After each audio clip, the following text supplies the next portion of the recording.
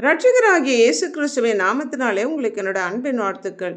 இன்றைய நாளின் தியானத்துக்காக தேர்ந்து கொள்ளப்பட்ட வேத வசனம் யோபின் சரித்திரம் 9வது அதிகாரம் 2வது வசனம். ஆம், காரியம் இப்படி இருக்கிறது என்று அறிவேன், தேவனுக்கு முன்பாக மனுஷன் நீதிமானாய் இருப்பது எப்படி என்று யோபு பக்தன் சொல்லுகிறான். எல்லோரும் பாவம் செய்து தேவ மகிமையற்றவர்களானோம், நீதிமான் ஒருவனாகிலும் இல்லை, உணர்வுள்ளவன் இல்லை, தேவனை தேடுகிறவன் இல்லை, எல்லோரும் வழி தப்பி ஏகமாய் கெட்டுப்போனோம், நன்மை செய்கிறவன் இல்லை, ஒருவனாகிலும் இல்லை. நியாயப்பிரமாணத்தின் கிரியைகளினாலே நாம் தேவனுக்கு முன்பாக நீதிமான் ஆக்கப்படுகிறது இல்லை. நீதிமான் என்றால் right standing before God, being morally correct and justifiable. நம்முடைய நீதி அழுக்கான கந்தை போல காணப்படுகிறது. தேவனுக்கு முன்பாக நிற்க நாம் தகுதியானவர்கள் அல்ல. நாம் அனைவரும் தீட்டானவர்களாக காணப்படுகிறோம். நம்முடைய இருதயத்தின் நினைவுகளின் தோற்றம் நித்தம் பொல்லாப்பாய் இருக்கிறது. கர்த்தர் யோபுவை குறித்து நற்சாட்சி கொடுத்திருந்தாலும் யோபு சொல்லுகிறான், நான் நீதிமானாய் இருந்தாலும் அவருடனே நான் வழக்காடாமல் என் நியாயாதிபதியினிடத்தில் இரக்கத்திற்காக கெஞ்சுவேன்.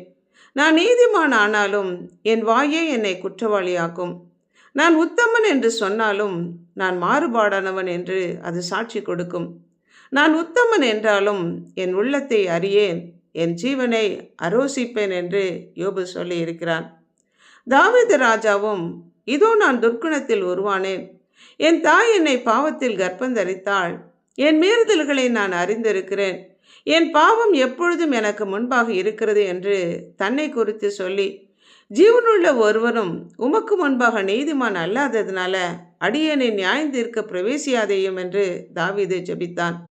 என்னை நீதிமான் ஆக்குகிறவர் சமீபமாக இருக்கிறார், என்னுடைய வழக்காடுகிறவர் யார் என்று ஏசாயா தீர்க்க தரிசன புஸ்தகத்திலே வாசிக்கிறோமே.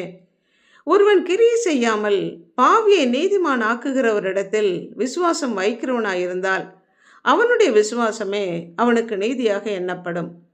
இலவசமாக அவருடைய கிருபையினாலே கிறிஸ்து இயேசுவில் உள்ள மீட்பை கொண்டு நீதிமான்களாக்கப்படுகிறோம். அவரை நம்புகிற ஒருவன் மேலும் குற்றம் சுமராது. தேவன் தெரிந்து கொண்டவர்கள் மேல் குற்றம் சாட்டுகிறவன் ஒருவனும் இல்லை. நம்முடைய நீதி அழுக்கான கந்தையாக தேவனுக்கு முன்பாக நிற்க தகுதியற்றவர்களாக இருந்த நமக்காக பாவம் அறியாத அவரை பிதாவாகிய தேவன் நமக்காக பாவமாக்கி சிலுவையிலே சிந்தின இரத்தத்தினாலே நம்மை மீட்டு கொண்டு நம்மை தகுதிப்படுத்தி இருக்கிறார். இந்த தகுதியை நாம் பெற்றிருக்கிறோமா? நீதிமானாக்கப்பட்டிருக்கிறோமா? யோசித்து பார்ப்போம், ஜெபிப்போம்.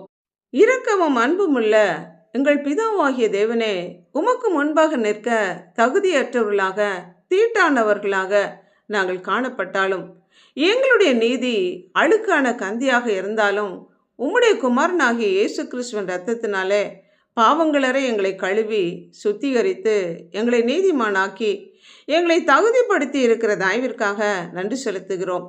இந்த நீதியை நாங்கள் ஒவ்வொருவரும் பெற்றுக்கொள்ள எங்களை அர்ப்பணித்து இயேசு கிறிஸ்துவின் நாமத்தினால் ஜெபிக்கிறோம் பிதாவே, ஆமென்.